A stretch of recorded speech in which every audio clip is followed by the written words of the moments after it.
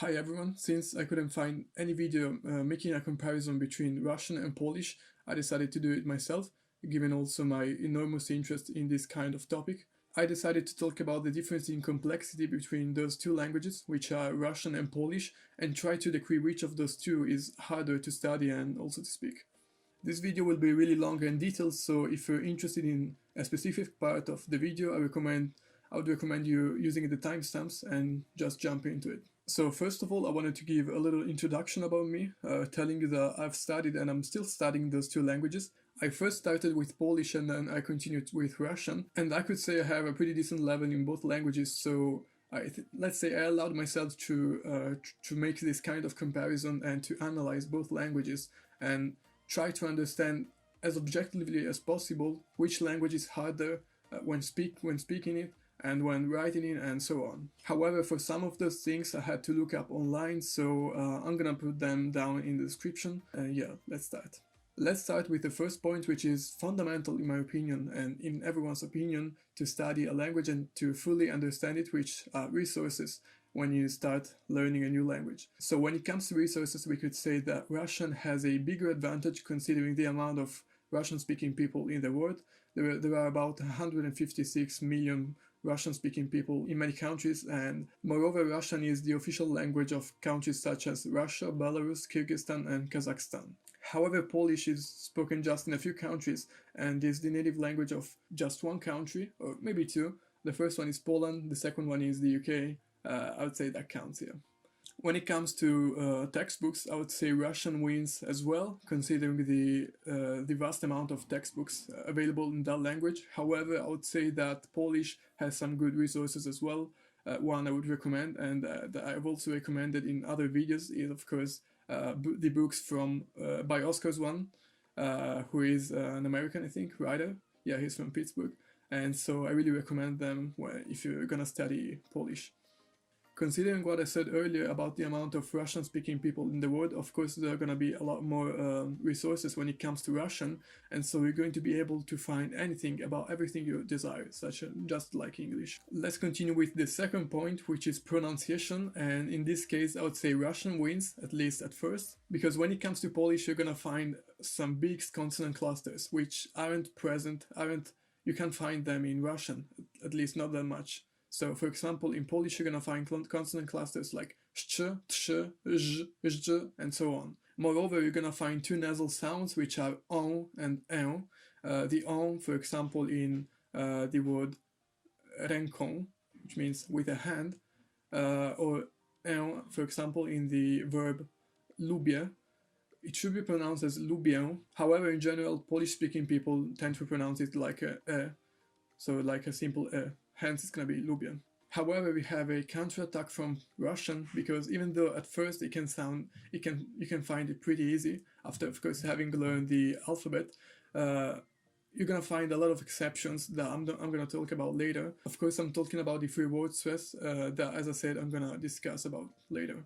So at first glance, Polish can sound more intimidatory and harder to read. However, in my opinion, as soon as you learn the alphabet, it's gonna be easier than Russian. Let's take, for example, the comparison between szczęście and szczęście. Both words mean happiness and luck. At first glance, as I said, it can look like Polish is harder. However, despite the ostensible complexity of Polish, this can be solved by just learning the alphabet. And in fact, the alphabet is going to be the next point. As soon as you learn how to read and pronounce Polish, you'll understand that some consonant clusters like ż, dz, and so on are actually read just as a single sound, so not two sounds, just one. This makes Polish really simple to read once you've learned the alphabet, and phonetically speaking it's going to be much more simpler and easier than the Russian. The first reason why is the fixed accent, which in Russian is anything but fixed. The second reason why is the vowel reduction, which happens in Russian and doesn't happen in Polish. I'm gonna talk about it, however I'm not going to go too in depth, because I'm sure many people know that better than me and can explain that even better, so I'll just try to show you the basic concept of them. In Russian there are some vowels which, when are stressed, are going to be pronounced in another way. There are mainly three of them, and those are o, ye, and ya. Let's start with ye, which is written as the English e, and so ye can be pronounced in three ways. The first way is exactly as I'm pronouncing it right now, so ye. For example, in the word niet, which means no, it's going to be pronounced as ye, niet. However, when the stress doesn't fall on the ye, it's going to be pronounced more like i. So let's take two words. The first one is going to be sistra, which means sister, and the second one is going to be reka, which means river. As you can see, as you can hear, sistra and rika, you can hear in fact that it's pronounced more like i and not ye. The third way to pronounce it is caused mainly by a non-compliance of native speakers, because they're going to tend to write the letter yo, which is written like a e, meaning ye, with two dots. They're going to write it most of the times like a ye. This means that someone who wants to study Russian will have to learn when a word takes a yo and when it takes a ye. Sometimes this can be complicated and just understood from the context. Let's take two words, всё, which means everything, and все, which means everyone. So in the first case, всё, you can see a e with two dots. In the second one, just a e. However, Russian will tend to write всё just like все. So you have to understand based on the context which word it is. However, the yo also has some advantages. One of them is the fact that when there is a yo in a word, it's gonna take a stress. So for example, with words like актер, you're going to know that the yo is going to take the stress, so it's gonna be актер. Another one can be, for example, жесткий, which means hard or tough. And as you can see, the stress goes on yo, because as I said, that's a rule. The second vowel I'm going to talk about is O, just like an English O. When this vowel takes the stress, it's going to be pronounced exactly as it's written, so O. However, when it doesn't take the stress, it's going to be pronounced more like an A. Let's take the word you see right here, which if you had to read it, you would say something like okno or okno. However, considering that the accent is going to fall on the last vowel, the first one is going to be pronounced just like an A, so it's going to be akno.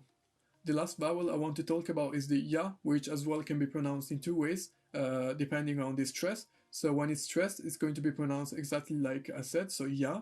However, when it's not stressed, it's going to be pronounced like yi, more like a longer e. So let's take the word девять, which means 9.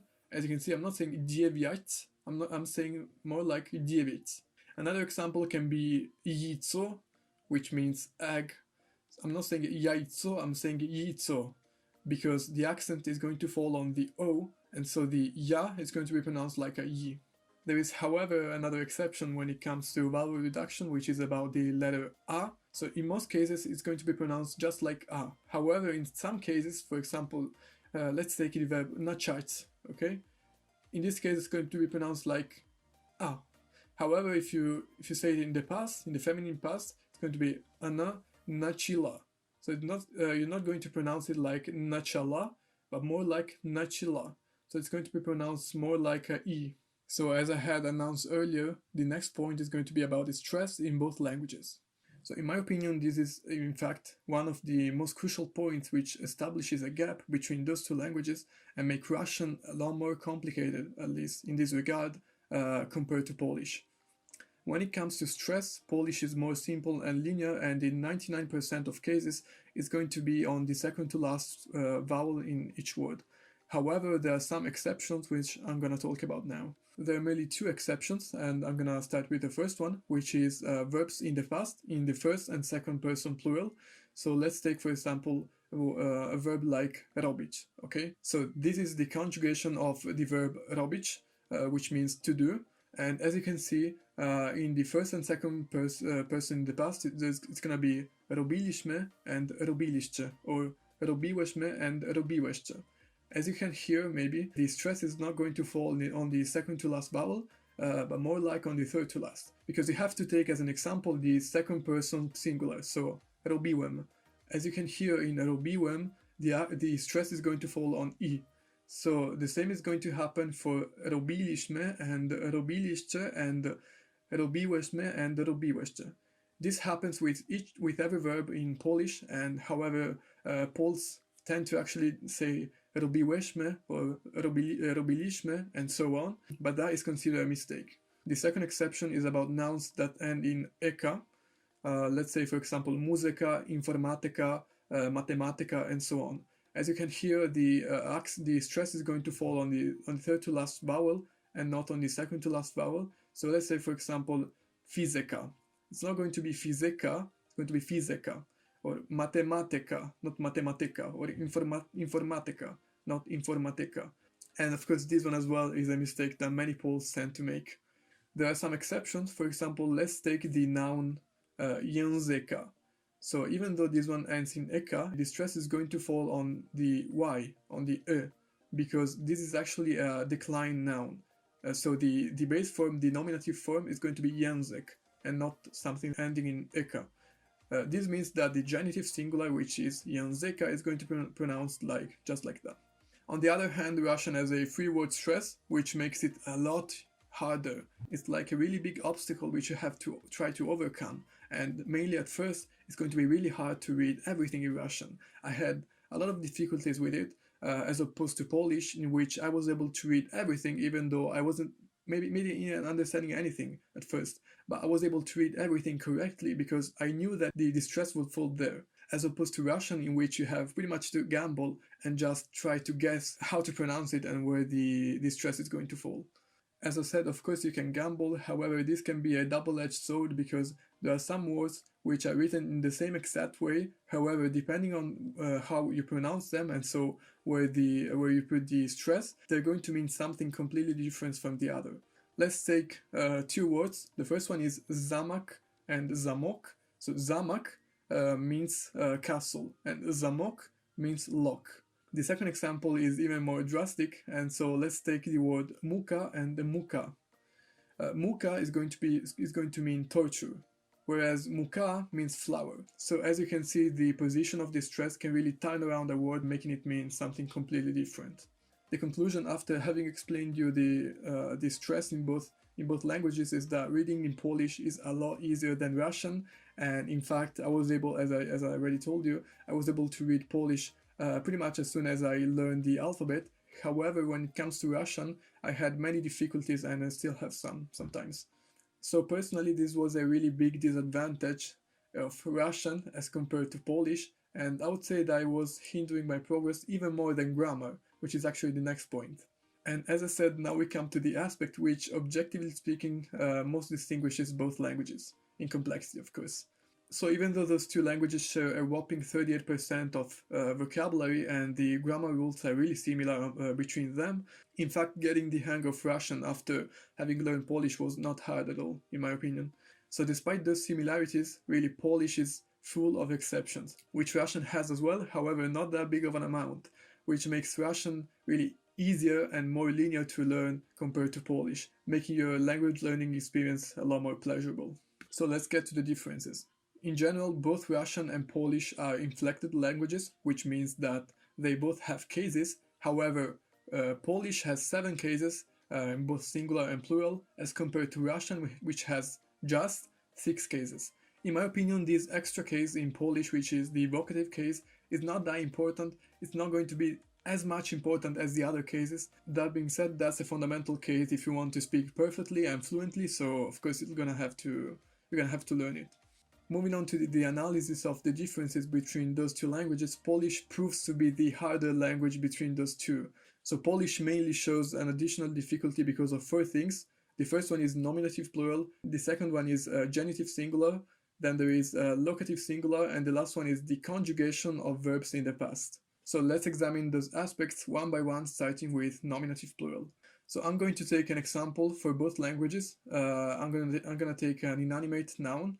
In Russian, I'm gonna take procent, in Polish procent, which both mean percentage or percent in English. So those words now are in the nominative singular case. If you want to turn them in the nominative plural case, they're going to follow the same rule. So they're going to become, from procent, Russian, it's going to become procente, and procent in Polish is going to become procente. So now let's take another word in both languages, which is going to be an animate noun, as opposed to the inanimate noun that we talked about earlier. So the noun I'm going to take is student in Russian and student in Polish. Both means student, sorry, that's Polish. Both mean student in English. However, when we're going to turn them into the nominative plural, they're not going to become the same. So Russian is going to be studiente, Okay, so just like the inanimate noun that we took earlier. However, when it comes to Polish, it's not going to become studente, it's going to become studenci. So this really shows the added difficulty which when it comes to Polish, which Russian doesn't really have. We're going to talk about some exceptions right now. However, in general, Polish, when it comes to nominative plural, is a lot more difficult. Another example can be professor in Polish, which in the plural is going to be profesorowie, not professorem. If you say professore, it's going to sound derogatory. So you can say it, but it's going to have this connotation.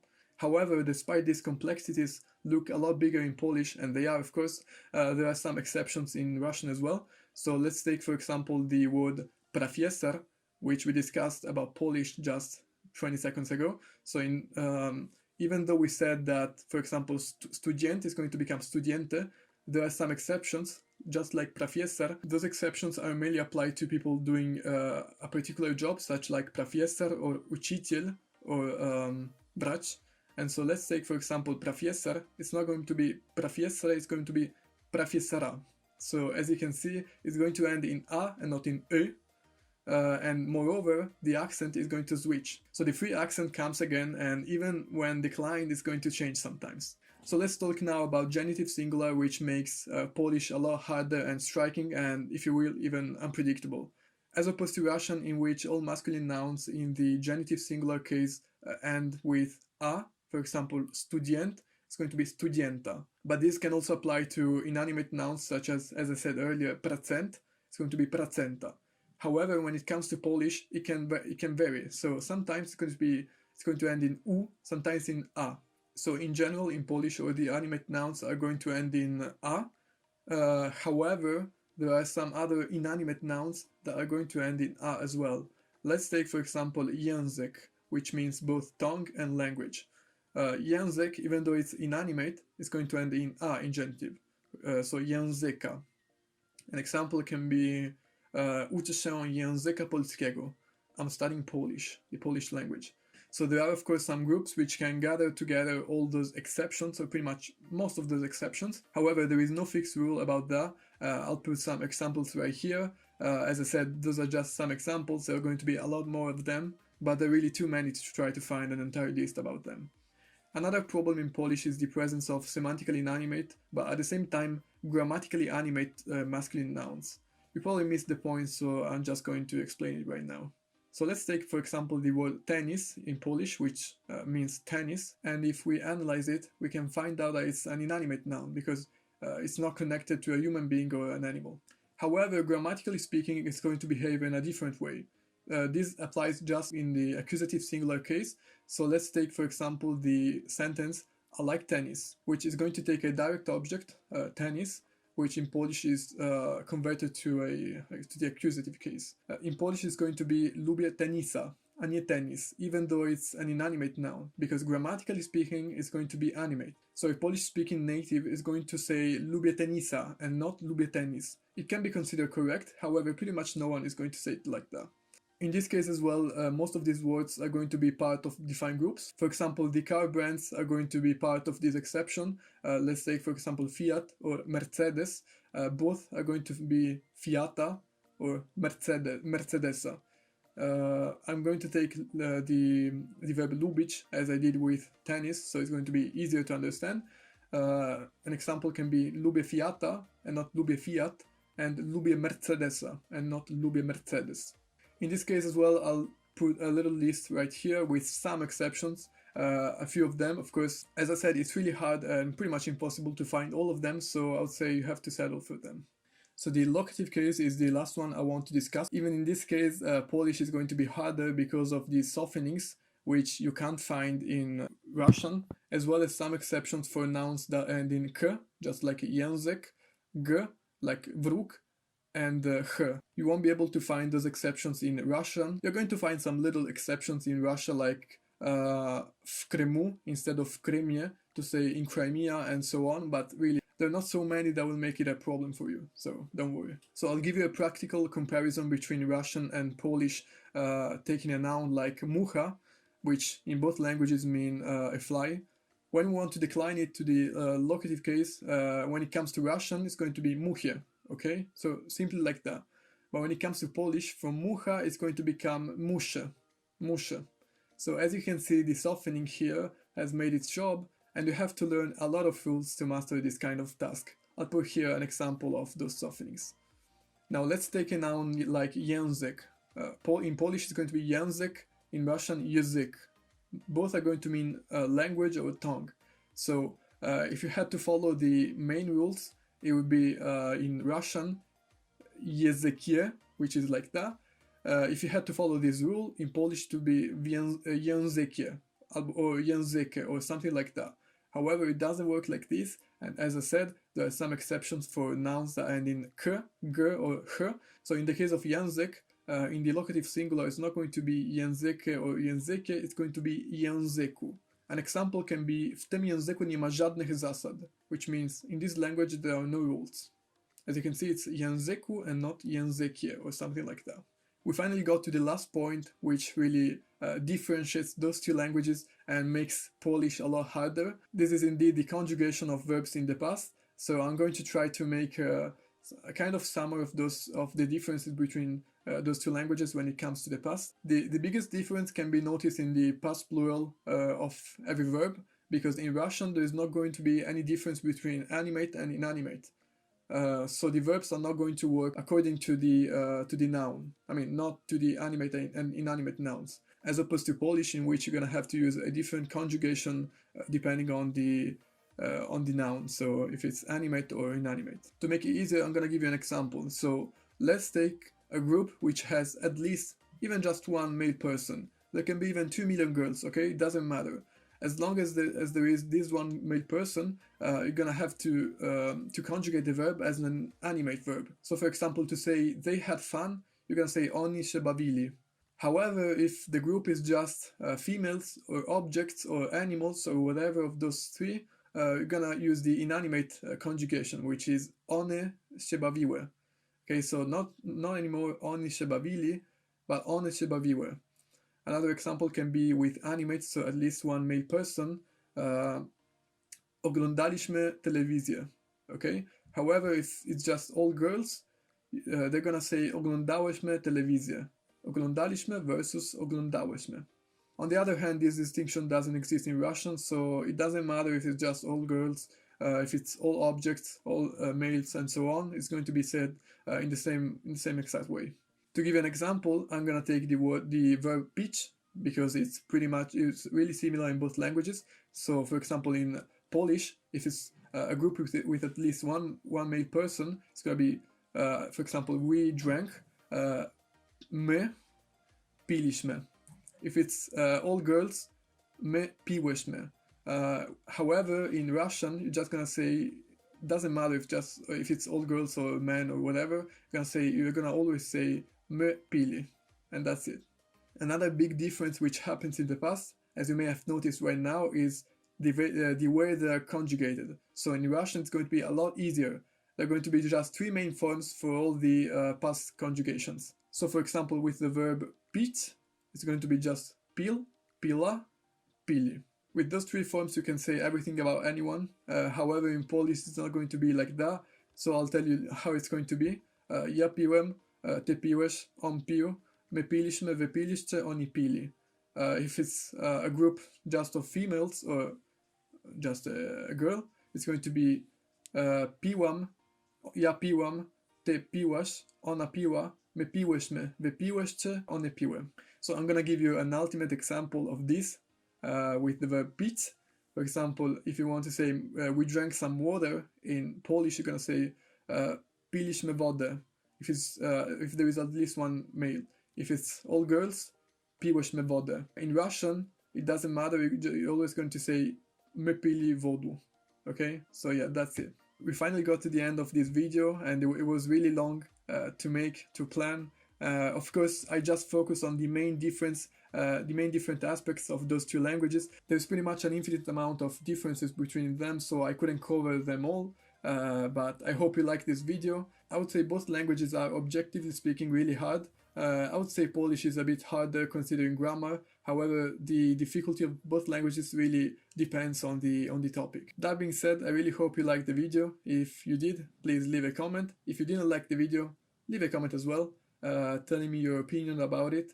And yeah, I hope to see you in the next video as well.